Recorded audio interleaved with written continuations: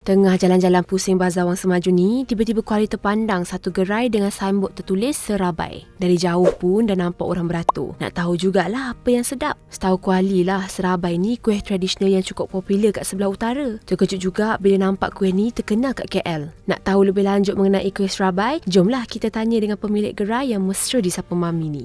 Yang Mami punya ni berasal daripada Penang. Ini resepi arwah mak. Dia bagi dekat anak-anak untuk buat makan je. Tapi Mami buat untuk berniaga, Alhamdulillah. So, Serabai ni banyak dekat Melaka. Dekat Melaka, orang panggil kuih orang mati. Sebab dia dululah, Mami pun tak tahu kan. Bila ada tahlil, hari ke-7, diorang akan buat kuih ni. Tapi asal makan dia dengan kuah gula je. Kuah gula saja, kuah gula Melaka tu kan. Gula merah tu. Tapi Mami hari ni, kita dah komersialkan dia. Mami ni dah buat 5 jenis kuah. Kuah durian, kuah kari sardin. Yang famous lagi sekarang ni pandan kaya, itu yang terbaru.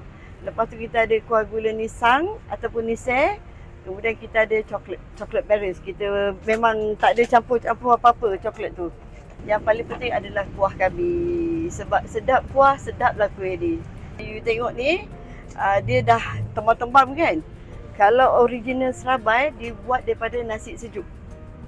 Daripada nasi sejuk. So, atas dia putih je, cantik je.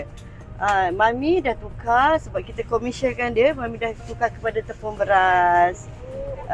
Jadi, dia lagi lembut. Dia lagi lembut dan tahan lama lah. Nak buat kuih ni, hati mau tenang. Kuih orang dulu-dulu ni hati mau tenang. Tak mau gaduh-gaduh pi buat kuih. Nanti tak jadi. So, nak dapatkan hasil yang cantik macam Mami buat hari ni, Mami dah buat R&D banyak kali. Asal dia memang mak punya resepi, tapi kita ubah dari segi nak dapatkan ketahanan kuih. Contohnya santan. Orang dulu dia pakai santan asli. Jadi Mami pakai santan kotak. Tapi tetap ada rasa dia tetap sama. Itu salah satu rahsia dia lah. Kemudian, kena sabarlah buat kuih ni. Itu yang rahsia dia yang sebenar-benarnya. Sebabnya dia tak boleh api kuat, dia tak boleh nak cepat-cepat. Lepas tu dia kena berdiri macam Mami berdiri ni. Sebab dia sekejap je. Saatnya dia dah masak dah. Ni customer kebanyakan bukan remaja, kebanyakan dewasa atau kanak-kanak. Ada budak-budak yang makan dengan kuah durian. Kita orang surprise juga. Itu paling muda lah. Diorang tahu kuih ni kuih orang mati. Siapa yang Melaka lah biasanya tahu. Ada juga yang tak tahu kuih orang mati. Kenapa orang mati? Tapi soalan yang selalu Mami dapat adalah kenapa Serabai? Kenapa nama kuih ni Serabai? Kita cakap lah nanti petang you tengok dapur Serabai, tuan yang masak pun Serabai. Semua Serabai lah. Semua orang pun tahu kan.